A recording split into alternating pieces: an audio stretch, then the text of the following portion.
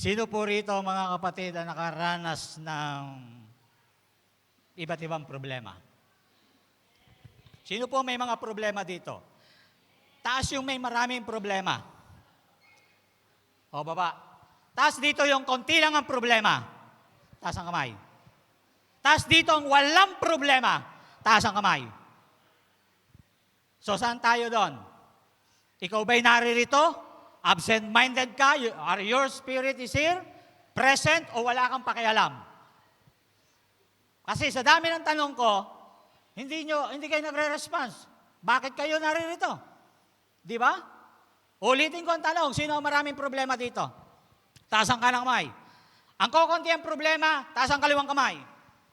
Ang walang problema, huwag magtaas ng kamay. Kasi wala kang problema. Ayan. Sino po dito ang may problema ang mga cellphones? Maraming problema ang cellphones. Ako, marami ng problema ang cellphone. Salamat na lang sa Diyos, konti lang problema ko. Yung cellphone ko, maraming problema. Di ba? At mapalad yung tao na ang cellphone, walang problema. Parang yung may-ari, walang problema. Hello? Last time, tinanong tayo ng ating mahal na pastor, sino po rito ang napapagod na? Parang related lang naman yan eh. Sa taong hindi napapagod. Meron ba ditong hindi napapagod? Katulad ng taong walang problema? Ha? Sino dito ang napapagod na? Sometimes ago, may nabasa ako and sinasabi rin ng maraming mga pastors, kasi may isang libro na may nakalagay, Satan loves tired people. Kung kayo ang tatanungin ko mga kapatid, totoo ba ito para sa inyo? Ha? Kaya natatakot ang marami sa atin at umamin na tayo ay napapagod. Anong sagot ni pastor noon? Kung doon sa kanyang tanong na sino dito ang hindi napapagod o napapagod? Di ba may sumagot na may napapagod? At alanganin din yung iba kung sila hindi makaamin kung sila ay napapagod. O nakakaawa yung mga taong hindi napapagod. At marahil, isa nga ito sa dahilan kung bakit ayaw umamin ng mga taong sila ay napapagod because doon sa salitang Satan loves tired people. Pero hindi natin alam mga kapatid, even the Lord Himself, napagod din po siya. Di ba? Kaya hindi nakakahiya na umamin mga kapatid, na tayo ay napapagod na. Hindi nakakahiya yun. Kaysa doon sa bigla ka na lang natimbuwang, nawalan ng malay kung nagising ka pa, dahil sa sobrang pagod. May mga taong ganyan sa sobrang pagod. Even yung mga riders, mababasa mo na lamang sa FB, isang rider na nabulagta, patay, kasi either na may sobrang init, inatake sa puso, sobrang pagod, naghalo-halo na, ayun, patay. Siguro natatakot magsabing, Han, hindi mo na ako lalabas, napapagod ako. Di ba? Natatakot. Nag-aalala. Ngayon, sabi ko po, 2 weeks ago, nasa transition na po tayo ng panahon kung tayo po ay pumapasok na sa panahon ng tag-ulan.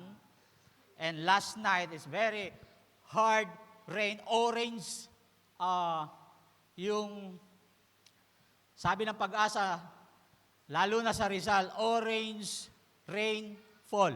Tama ba yon? Yung warning. Nasa orange. Pag orange, medyo hard ang patakan ng ulan doon. Ayan. Pero sa kabila ng lahat ng ito, sino ang mapayapa at mahimbing na nakatulog? Ha? Pwede bang palakpakan natin ang Diyos? Hallelujah!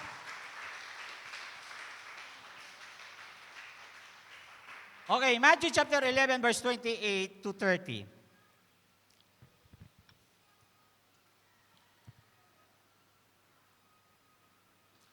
again, para mag-sink in po yung salita ng Diyos, and as well as maka-enter po tayo sa kanyang banal na salita.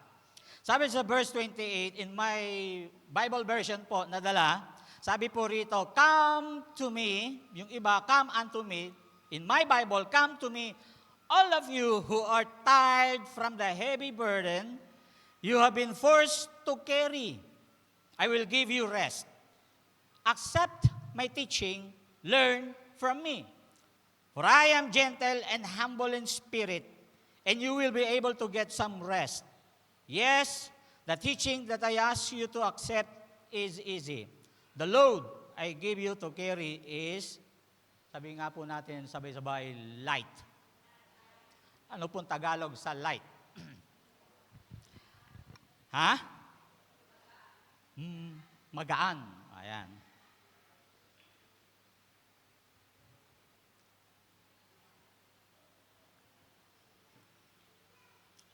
Alam niyo po, muli kong binalikan itong chapter 11, the whole chapter of 11, at may mga bagay po akong nakita. Katulad ng narinig ko kanina doon sa DJS, kasi every morning, every day, until Sunday, kaya bago po kami na parito, ay marami na po kaming word na narinig, nakapag-Sunday service na rin kami from other church. So, my spirit is totally rejoicing in the Lord kasi marami pong na-input, no?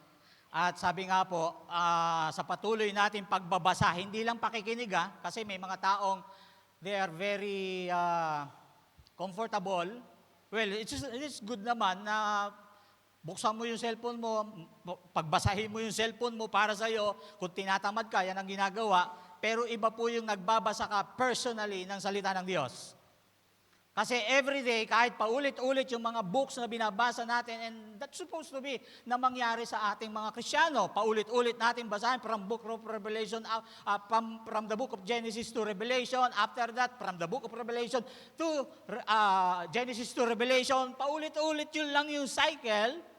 Pero marami pong kapahayagan na ipinapahayag ang Diyos. Every day, we read the Bible. Every day na ino-open natin ang salita ng Diyos, maraming mga infos, maraming mga insights, maraming mga thoughts coming from the Lord, coming from your spirit na nag-enhance, nag-encourage mismo sa sarili mo. Kaya napakahalaga ng salita ng Diyos. If you are a believer, hindi dapat mahiwalay ang salita ng Diyos. Why? Because the Spirit of the Lord lives in us. Diba? Yun ang magko-compel sa atin, not our spirit. Kasi tamad ang spirit natin. Even though na iyan po ay born again, hindi ka magbabasa ng banal na salita, you will not pray if your spirit alone ang magpo-pour sa iyo. Hindi mo gagawin yan. But because the Holy Spirit lives in you, yan ang magpapaalala lagi sa iyo. Yan ang magtutulak sa iyo para gawin ang mga spiritual na bagay. Tama, mali? Diba? So, yung Espiritu ng Diyos na nananahan sa iyo, ang magpopor sa iyo. Pero kung ikaw lang sa sarili mo, for sure, hindi mo po yung gagawin. Maraming katamaran sa loob ng ating pisikal na katawan. But we thank the Lord for giving us His Spirit to compel us to pray, to bow down, to kneel, to lift our hands, and to thank the Lord every day sa buhay natin because of His Spirit that lives in me and in you. Kaya sabi mo sa sarili mo, salamat sa Diyos. Ang Espiritu niya ay nasa akin. Parang hirap na hirap kayo na ang Espiritu ng Panginoon ay nasa inyo. You are not so proud that the Holy Spirit is not, parang hindi mo maklaim na ang Espiritu ni Kristo ay nasa sa iyo. You cannot even speak the name of Jesus. That is a big problem for you, not for me. Okay, sabi ng pastor, salamat sa Panginoon sapagkat binibigyan tayo ng pagkakataon na sa tuwing magbabasa tayo, may mga bagong kapahayagan ng Panginoon. Okay, Matthew chapter 11, verse 28 to 30, yun po yung binasa natin. So ano makikita natin sa istoryang ito? Si Jesus, nagpunta po saan siya? Sa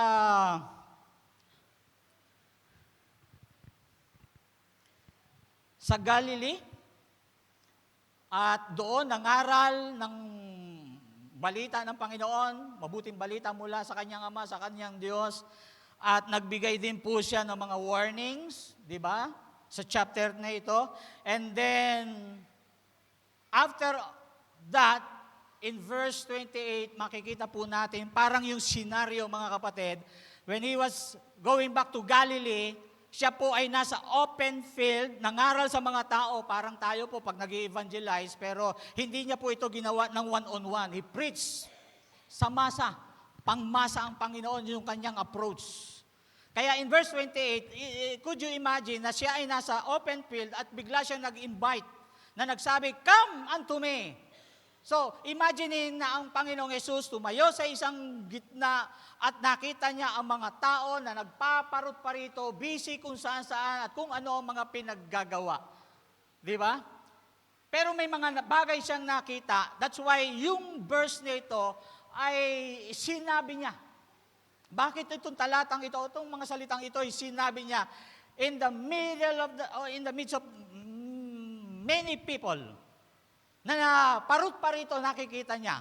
At nakita niya ang totoong kondisyon ng mga tao kung bakit niya sinabi ito. Sa kabila ng pagwa-warning niya, ang dami niyang itinuro yung God's message na sinabi sa mga tao. Pero pagdating dito, may magandang siyang sinabi sa mga tao because he looked at the people na totoong may mga suliranin at mga problema, mga dinadala at pasanin sa kanilang mga buhay. Now, kung tayo po minsan ay lumalabas, mga kapatid, diyan sa evangelism or even sa mga outreaches natin, doon sa mga tumatayo, ano ang inyo nakikita sa mga tao?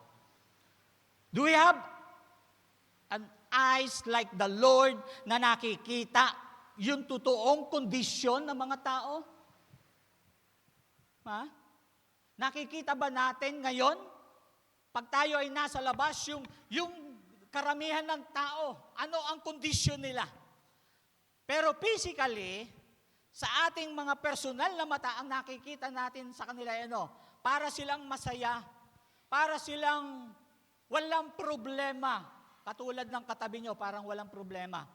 Pero ang Panginoon, nakikita niya ang totoong kondisyon ng kanilang mga buhay. Nakikita nila ang totoong kondisyon ng kanilang mga kaluluwa. Do you believe in that? Kaya ito ang sinabi niya, "Come unto me." Kung maganda na ang kondisyon ng mga tao, hindi siya mag-i-invite ng ganito. Hindi niya sasabihin in the crowd na, "Come unto me." Kasi alam ng Panginoon ang totoong kondisyon ng mga tao. Okay. Christ paints two pictures in this passage. One picture is of extreme weariness. This is the person who has gone as far as he can. He can go no further. He cannot take another step. Ito po yung mga taong gumagawang pilit hanggang kaya niya. Meron bang ganitong klase ng tao today? Sa atin ngayon at nasa online, mga kapatid, na yung ginagawa mo ang lahat, ang pinipilit mong gawin ang lahat ng bagay, pero hindi na siya makalayo, hindi na siya makagawa ng isa pang hakbang. This is the one picture, yung extreme weariness. The other picture is of extreme pressure. Ano yung pressure sa Tagalog? Yung para bang kahit ayaw mo na dahil sa pressure, pagod ka na dahil sa pressure, ito'y tumutulak sa iyo na gawin. Very extreme pressure. This is the person who is about to explode. Yung bang sa sobrang pressure ng isang bagay na ginagawa mo o pinaggagawa sa iyo, kahit pagod na pagod ka na, gusto mo nang sumabog. He cannot take anymore. So ang talatang ito po ay madalas na di sinasadya na parang pagod at mabibigat na karga o pasanin. Ito po yung naglalabas ng ah,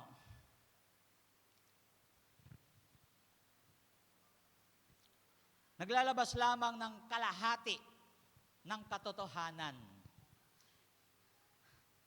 So ang tawag ay pagkatapos ay magiging isang panig lamang ng pagkapagod ng tao. Samantalang ito'y kapwa tungkol sa paggawa at pati na rin po sa tinatawag na pasibo o yung passive works na bahagi ng pagkapagod ng tao. Sa mga pagod na ginagawa o pagod na ginagawa, pati na rin ang mga pagod sa pagdadala o yung mga pasanin. Parang dalawa yung impact sa human side, ano po? Yung pagod sa ginagawa o ng ginagawa at yung pagod ng pasanin.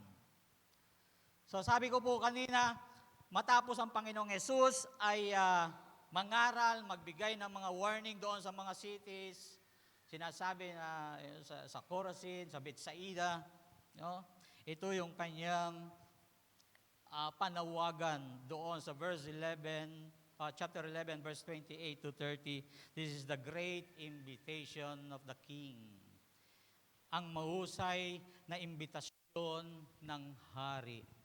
Sino po rito, mga kapatid, ang naimbitahan na ng taong mas mataas kaysa sa iyo? Ha? Sino po dito na inimbitahan na sa isang okasyon? Birthday, binyagan, kasalan, ng taong siguro'y mas prominente para sa iyo o kaysa sa iyo. Sino po? Wala pa. Oh, may isa, dalawa. Yung mas sikat kaysa sa iyo. Ayun. O tatlo. Meron pa ba? Ako siguro personally, mas mataas sa akin, barangay captain lang.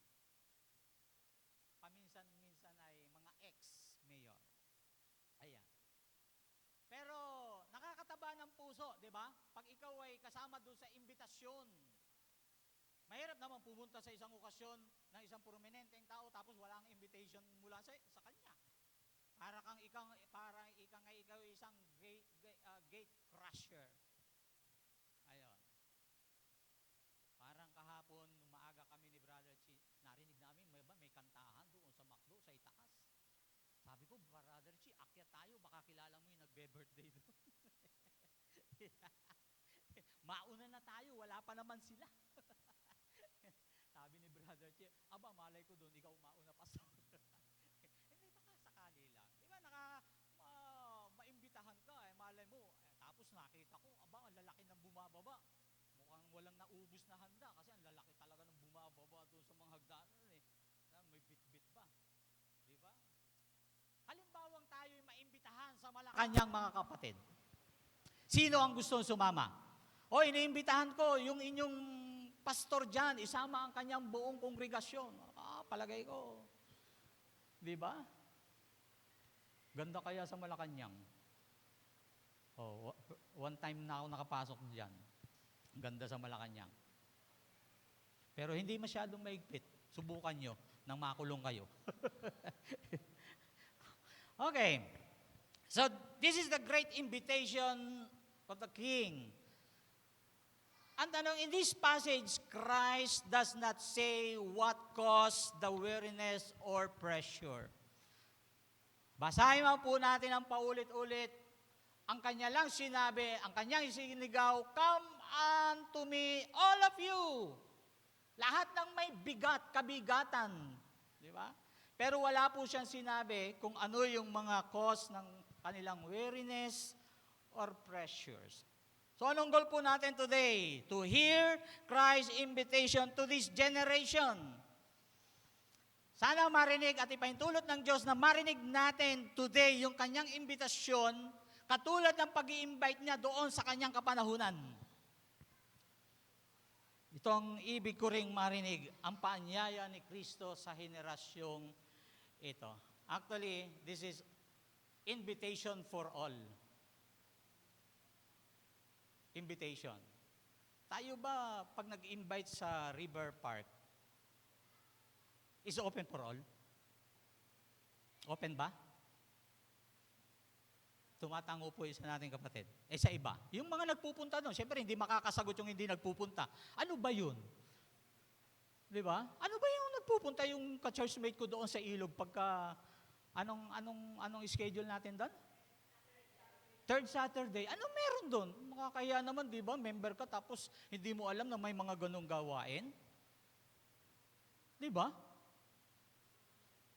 Imagine mo na lang, si Jesus nandun, nagpipreach, tapos yung mga disipulo naglumayaw, naglalagalag, kung saan saan nagpupunta.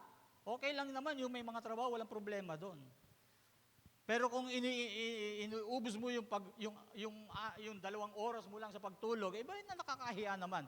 Well, I'm telling you, talaga nakakahiya. Hindi sa amin, hindi sa kanino man, kundi sa Panginoon. Dahil ginagawa natin ito, not just for the sake of Christ, ginagawa natin ito because we are God's servants. Di ba? Servants tayo. Alipin tayo ng Panginoon. Kaya pag sinabi, from the voice of the Lord to the mouth of our beloved pastor, pag sinabi, meron tayong gawain, mag-share tayo ng gospel, we have to do that. We have to go. Paano pa tayo pupunta sa malayuang mga missions kung sa ilog lang, nakapitbahay natin, ay hindi tayo makapunta. Di ba? Tapos, nagdadalawang isip pa. Nakakahiya sa Panginoon. Tapos, haharap ka dito sa Panginoon na parang ganun lang, wala lang.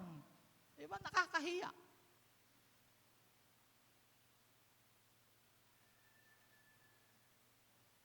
Nag-i-invite tayo. Our invitation is for all. Like Jesus. He invites anyone. Kasi nakikita niya yung kondisyon ng mga tao. So Christ's invitation or call to the weary. Why weary? Bakit yung mga pagod lang? Sa crowd, nakikita niya maraming tao, maybe most of them are weary people, weary person.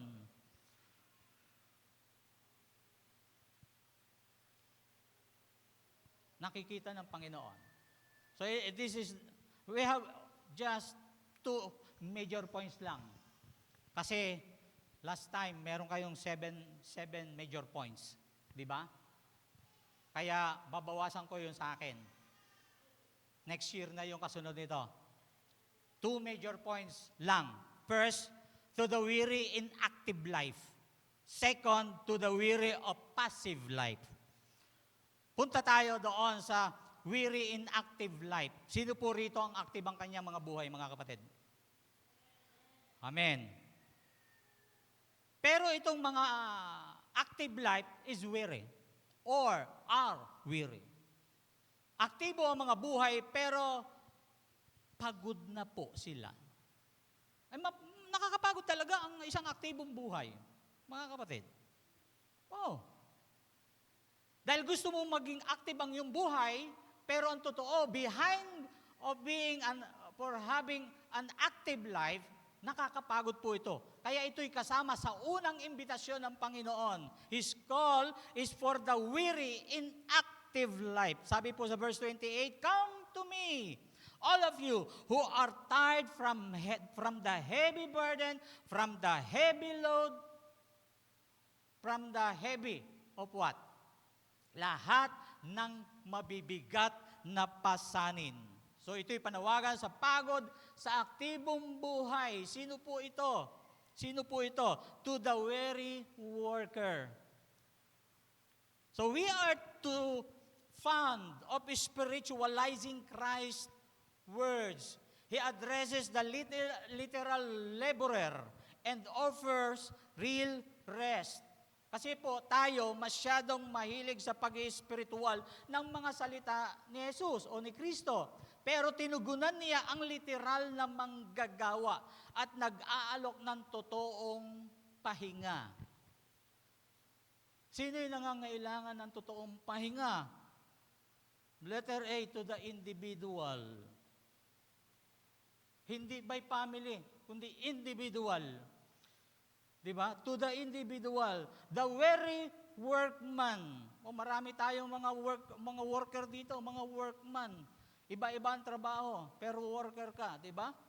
Workman, tired businessman, mga exhausted and despairing, extremely tired and weighed down, ready to stop and collapse. Ito yung mga pagod na individual. May mga businessman, sobrang pagod. Hindi na magawang ayusin ang kanyang sarili. Alam niyo po, yung mga mag-iihaw, hindi iniisip ko, pagka maghapon sila nag-iihaw, hindi na po sila nakapaglilinis ng katawan. Kasi one time, in-interview ko, sa pagod po nila at yung darang nila sa apoy, sa baga, hindi na po nila magawa, pag uwi daw nila, bagsak na. Hindi na nakapag-isip na mag-ayos ng sarili, makapaghugas ng kamay.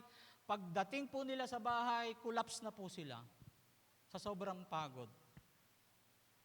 Yung mga nagbi-business, di ba? Yan ang trabaho nila.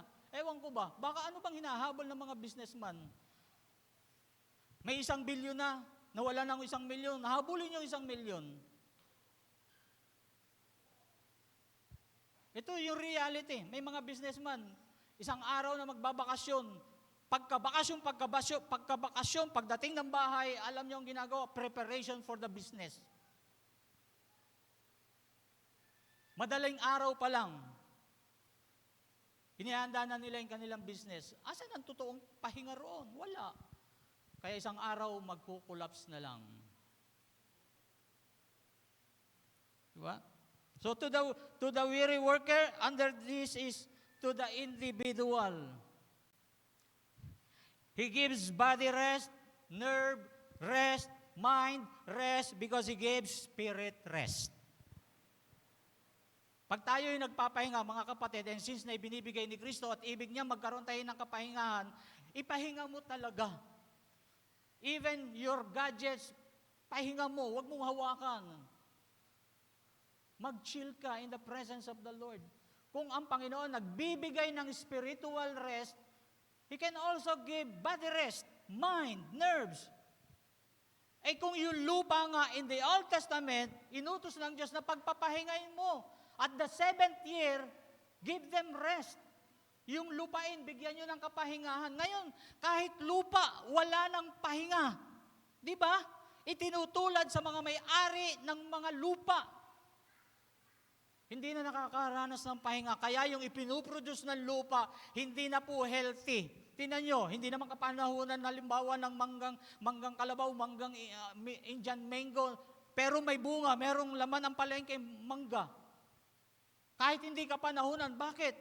Eh kasi, binobomba ng pampabunga, pampabulaklak, hanggang mamunga. Ang inaabangan ko na lang mamunga yung mangga ng ating kapatid doon, sa Meadowood. Walang spray. Yung kamatis, o ingat kayo sa kamatis, yung berdeng nasa tangkay ng kamatis, yung may parang bulaklak, yung crown niya, pag may berde yun, lason po yun. Hugasan yung mabuti. O bakit kailangan sprayan? Hindi lamang para mamatay ang insekto, kundi para mag-produce na po ng kamatis, kahit hindi panahon ng kamatis. Walang pahinga ang lupa. Kung yung lupa, concern ng Diyos, ang Panginoon, concern sa ating mga kaluluwa, concern din ang Panginoon sa ating mga katawan. Remember, your body is the temple of the Holy Spirit, and He must give rest. Kung binibigyan ka ng kapanahonan ng pagpahinga, ipahinga mo yan. Dahil sa Diyos yan. Di ba? Next is to the class. So ang task kung saan ang komunidad ay lumapit kay Kristo ay nakatagpo ito ng pahinga sa loob at mula sa paggawa. Ang Espiritu ni Kristo sa lipunan ng tao ay sumusugpo ng sakit at takot sa community, sa bansa. So he is very concerned. Hindi lamang sa individual, kundi even to the class, sa karamihan. So after, to the weary worker, next is to weary worshiper. Sabihin nga po natin, worshiper. Sino ang napagod dito kanina sa pagsamba?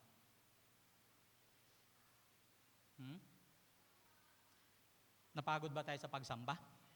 O yung iba hindi naman talaga sumamba? Kaya hindi napagod. Di ba? But this time, he is under the invitation of the great King. So, ang imbitasyon ng Panginoon extended to the weary worshiper, sa pagod na sumasamba. Under this is weary in religious observances. Yung mga reliyong pagmamasid. Some from customs, the rituals and traditions of religion, rules and regulations. Ito po yung mga nakakapagod sa mga sumasamba, sa mga taong sumasamba. Sabi ko po kanina, kung i-imagine natin, Jesus was in Galilee, He tell the good news, He tells God's message. He warned those cities, Bethsaida. Ano pa yon? Yung ilang mga syudad. At pagkatapos ay nag-imbita siya. Kasi itong mga taong ito, mga kapatid, ay nasa ilalim ng pamamahala ng mga Pharisees and Sadducees. Meron silang mga regulations. Meron po silang mga sinusunod na mga rules sa kanila pong reliyon. Kaya ang sabi ng ating Panginoong Jesus dito, "Come to me, all of you who are tired from the heavy burden you have been forced to carry, and I will give you rest." Then verse 29, "Accept my teaching, learn from me, for I am gentle and humble in spirit." Bakit kinakailangan nilang tumugon sa paanyaya ng Panginoon? Because literally, sabi po, "Take my yoke upon you." A yoke was put on the neck of a work animal for pulling a load. Ito yung mga, sa panahon siguro na yon, may mga baka na nilalagyan ng yung kahoy dito, like sa atin, yung kalabaw, yung mga taga-probinsya, yung meron ditong pamatok, tapos forcefully hihilahin niya yung paragos, yung pinakargahan ng mga palay o mga binhi pag panahon ng tagtanim at saka tag-ani. Whether sa bundok, ganun din po ang ginagamit. Hila-hila po ito ng kalabaw at mabigat po yon sa kalabaw. At yun ang tingin ni Kristo na bibigatan ang mga taong ito as a worshiper. Remember na ang kausap at iniimbitahan ng Panginoon ay mga Jewish people. Di ba? Galing din siya sa relihiyon. Alam niya ang gawi ng relihiyon. At yung relihiyon na ito, mga kapatid, it was a Jewish symbol for the law. Alam ni Jesus yung bigat ng kautusan na pasan-pasan ng mga tao. So just imagine yung mga tao, pagod sa kanilang trabaho, pagod ang isipan, tapos pagod pa rin sa loob ng simbahan dahil because of the law. And it was also symbol for being ruled by a cruel foreign power such as the Roman Empire.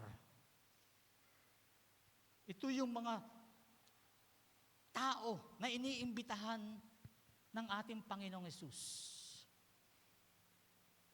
Sobrang pagod. Extreme weariness. Kaya sabi ng Panginoon, "Come unto me." Need to come to Christ as well as to church. Kailangan nilang lumapit una kanino? Last time sinabi ko, minsan sa maraming pag-share ng gospel, ang mga tao unang sinasabi, "Come to our church." Hello.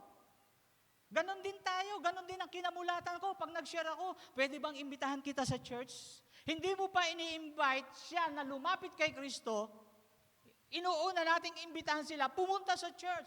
How come na ang isda lalapit sa asin? Di ba dapat ang asin ang ilapit sa isda? May nakita na ba kayong isda na lumapit sa inyong asin? Di ba? Parang titig nyo, galit kayo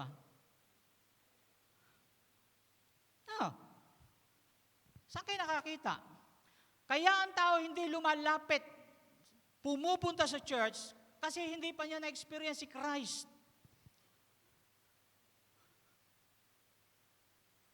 Kaya dapat unahin natin, they must come to Christ. Kaya sabi ni Christ, come unto me, not come to the church. Total, nandun naman ako. Di ba? Iba yun.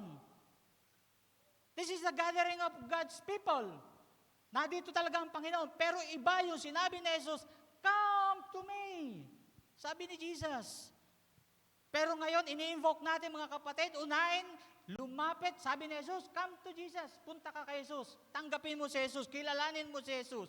Panginoon, tagapagpagaling, tagapagligtas, bilang Diyos, Panginoon ng iyong buhay, etc., etc. Then, you have to come to His church. Kaya ang isang born again dapat talaga matagpuan sa loob ng church. Why? Why? Bakit ang isang Kristiyano, ang isang born again, isang tao na bago ang buhay, tumanggap ng buhay na walang hanggan, kailangan matagpuan sa loob ng church? Bakit? Because there is rest and refreshment in worship. Ang tanong ko ngayon, kasi sabi ng mga pastor, church is like a hospital. Church is like a clinic. Because people are coming in, they come as a tire flat. Para daw mga gulong na isang linggong ginamit sa mahabang pagbiyahe at dadalhin saan? Saan dinadala ang flat na goma? Saan? Sa hospital ng mga gulong, sa vulcanizing, to check the tire flat or the flat tire. Di ba ganun tayo? That's why people inside the church, hindi ko naman ito patama kasi nangyayari din sa akin. People are yawning inside the church because they are tired. Di ba? Pagod At alam ni Lord yan, at hindi naman kasalanan yan.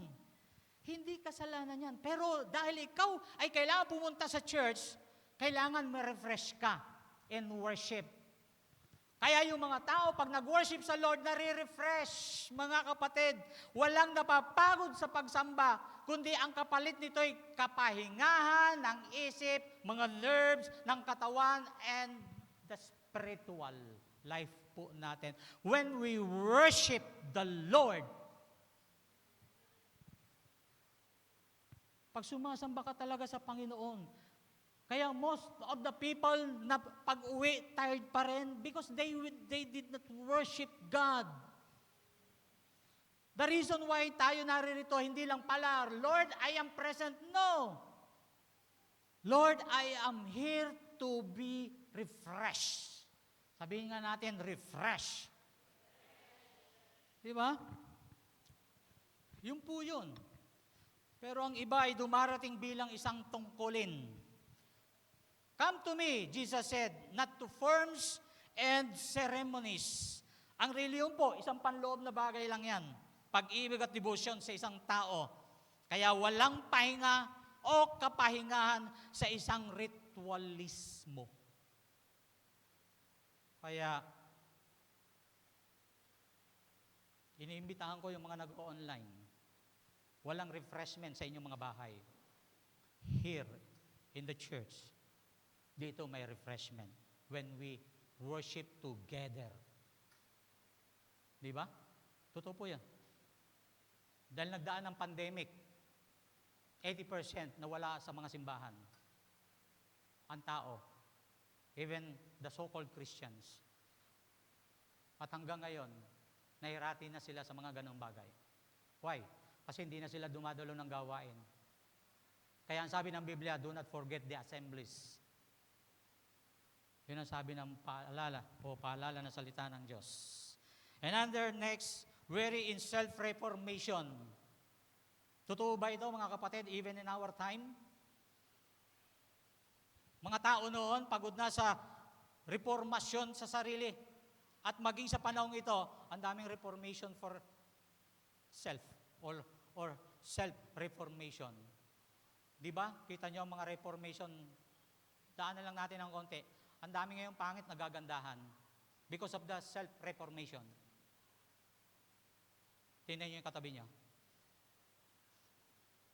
Dati pang pangit yan, ngayon maganda na. Pero nakakapagod Biro mo, i-maintain mo yung gumaganda ka. Yung tumatanda ka na, ibig mo pang bumata. Di ba? Nakakapagod yun. I-maintain mo yun eh. Kaya alam din ng Panginoon yun. Kaya ang invitation niya, extended for the weary in self-reformation. Pagod sa reformasyon sa sarili, pero may ibang dahilan. So sa pakikibaka sa mga masasamang hilig o masamang gawi, defeated and disappointed. Si Kristo ay nagbibigay ng double na pahinga, dobleng pahinga. Ano po yun? Yung natitirang kapatawaran at natitirang kapangyarihan. Okay, under pa rin po ng number 1 major points po natin. Ito yung number 3, to weary worldling. Sa pagod na makamundo at makasanlibutan. Alam nyo, kaya pala marahil sinabi ng ating Panginoong Diyos na do not love the world kasi nakaka-stress. Nakakapagod. Kung may iba pa mang bagay na, kasi ang sabi ng Biblia, do not love the world because those who love the world, God makes His enemy. Di ba? Tama ba yon? O saliksikin nyo. Ayaw ng Diyos yun. Pero sa kabila nun, in addition, ayaw ng Diyos na ibigin natin ng sanlibutan kasi nakakapagod. Tingnan nyo ang tao. Work, work, work kasi may target. May pinupuntirya. Kasi last time nag-window shopping, nakita yung kanyang na-window shopping. Ano ang gagawin niya? Work, work, work. Pag uwi, yung bunga ng kanyang work na iuwi na nasa loob ng bahay. Pero anong resulta? Pagod. Huwag kayong masyadong magkapagod. Diba? Sabi nga nung mga kolokoy, di baling tamad, hindi naman pagod. O, di ba? Totoo naman eh. Hindi baling tamad, hindi naman pagod. O, sila ayaw mapagod. Kasi si Lord, ayaw din tayong mapagod sa pagiging makasanlibutan at makamundo, mga kapatid. Kaya His invitation, the invitation of the King is extended to the weary worldling. A person absorbed by the concerns and interests and pleasures of the present world. Alam niyo po si Solomon na umiiyak sa pinakamatalino at pinakapangit na mundo. Alam niyo ang kanyang sigaw, walang kabuluhan ng mga walang kabuluhan, vanity of vanities. Sa panahong yon, pinakamatalino, pinakamayaman. Pero ang kanyang iniiyak sa panahon na yon, vanity of vanities. Para bang walang kwenta na mga walang kwenta.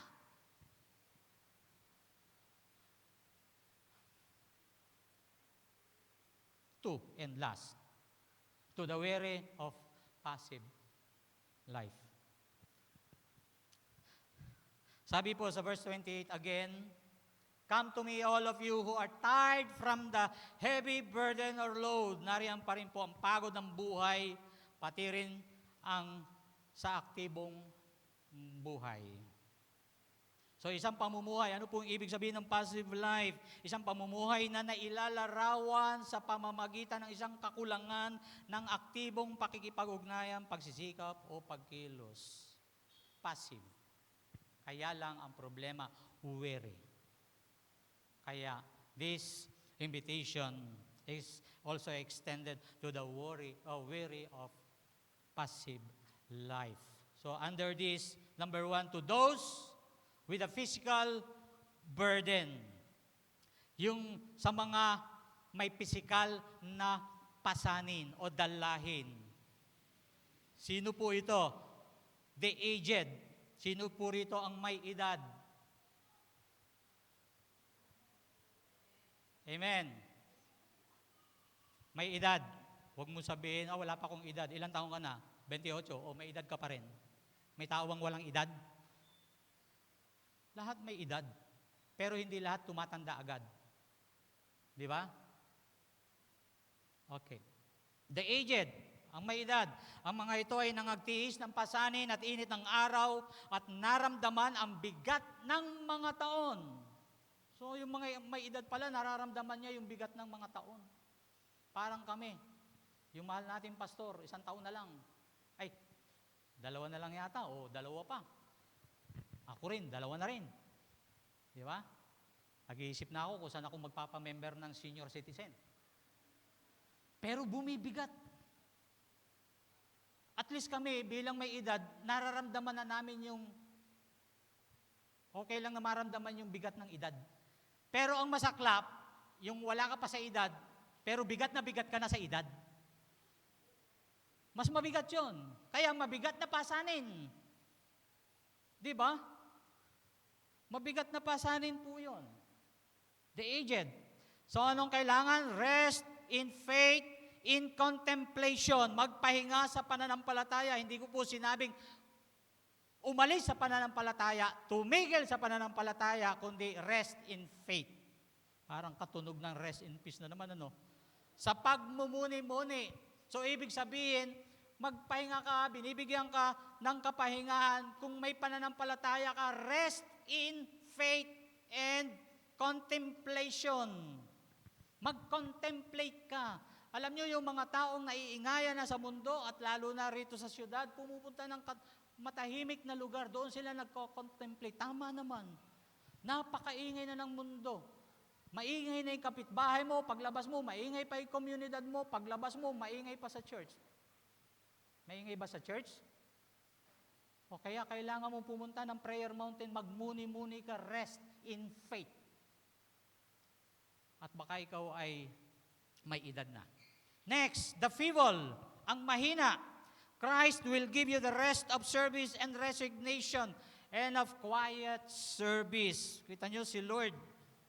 Hindi niya ibig na ang Kristiyano ay mamatay ng pagod at mamatay ng katatrabaho, mga kapatid. Bibigyan ka rin ng kapahingan, rest of service. Ano pong ibig sabihin nun? Bibigyan ka ng natitirang pagpapahinga at tahimik na paglilingkod. Sabi po ni Augustine, O Diyos, ginawa mo kami para sa iyong sarili. At ang aming mga puso ay hindi nakapagpahinga hanggang sa magpahinga sila sa iyo. Okay, next. Under pa rin ang those with a physical burden, the suffering. Ang pagdurusa, rest to soul and easy to body, or ease to body. Ang Espiritu ni Kristo ay nasa lipunan, sa kalusugan, sa mga medical science, sa pagpapagaan at pag-aalis ng pagdurusa. Yung Espiritu ni Kristo sumasama roon, naroroon. Pero sa mga hindi magagamot, sa mga walang lunas, sa mga wala ng paggaling, He cries, sabi ni Lord, come to me, sa langit kung saan ang pagod o ang pagod ay may pagpapahinga. Parang si Lord nag-i-invite talaga sa langit na. Di ba? Kaya huwag kayong aamin na pagod na kayo. Kasi si Lord nag-i-invite sa langit. Doon ang tunay na pahinga. So the suffering. And number 2, kanina, to those with a physical burden. And number 2, to those with a mental burden. Sa mga may pasanin sa kaisipan. Alin o mas mabigat na pasanin? Yung pasanin ng katawan o yung pasanin ng pag-iisip? Ha? Tingnan mo ngayon katabi mo kung may pasanin sa pag-iisip yan. Hindi pa naman nagbibilo-bilo. Hindi pa. Original na kulot lang yan.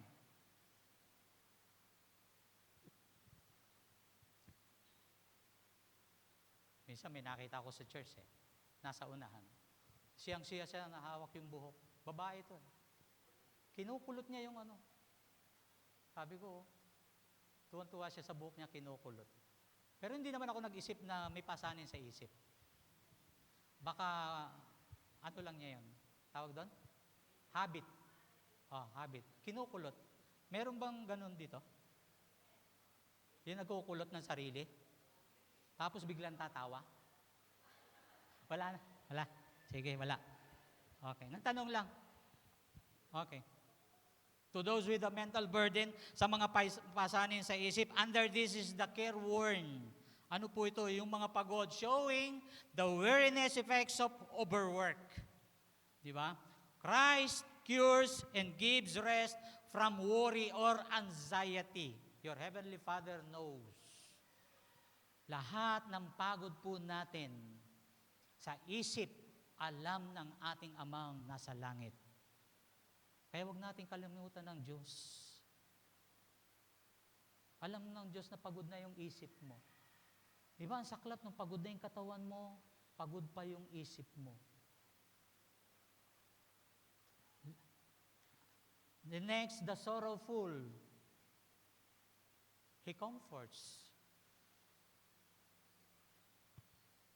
And next, the doubting. Sa mga pagod na mga nagdududa. Come to a living divine person. Not to creeds o yung any system of principles or belief and arguments. Come to Jesus. Yun ang imit natin. Yung pagka-persona ng ating Panginoong Yesus.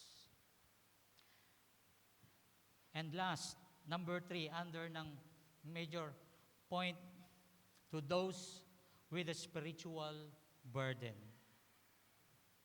They need deliverance from the guilt and power of sin.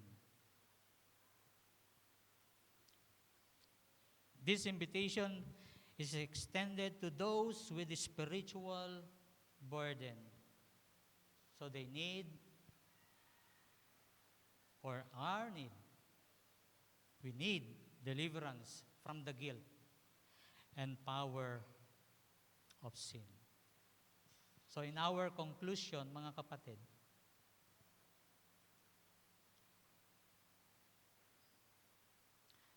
basahin uli natin ang sama-sama ito.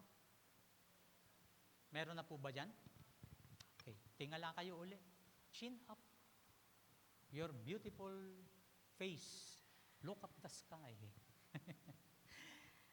At basahin po natin yung conclusion. Praise the Lord. Dalawa lang ito, pero parang ang haba, no? Okay, 1, 2, 3.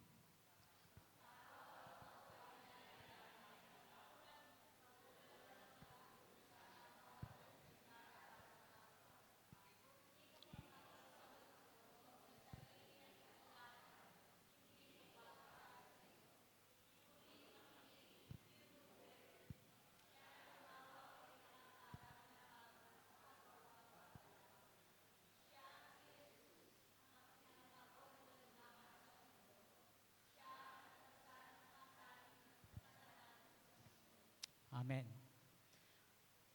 Hindi ho masama ang magsabing napapagod na tayo. Hindi po masama at hindi naman kasalanan. Now, ang gawin po natin ngayon, magko-close naman po ako. Diyan ka lang sa upuan mo, just close your eyes and feel the presence of your Savior.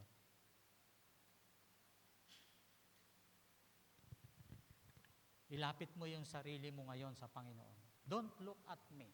Sabi ko, diyan ka lang sa upuan mo. Kung gusto mong yumuko, pikit ang mata, kausapin mo ngayon ang Panginoon. Gusto kasi ng Lord, Even kahit maiksi lang yung time natin ngayon, i-relax mo yung iyong katawan, ang iyong isip, ang iyong nerves, ang iyong spirito. And kung ito'y para sa iyo, napapagod ka na, sabi doon sa conclusion natin, kung hindi ka pa napapagod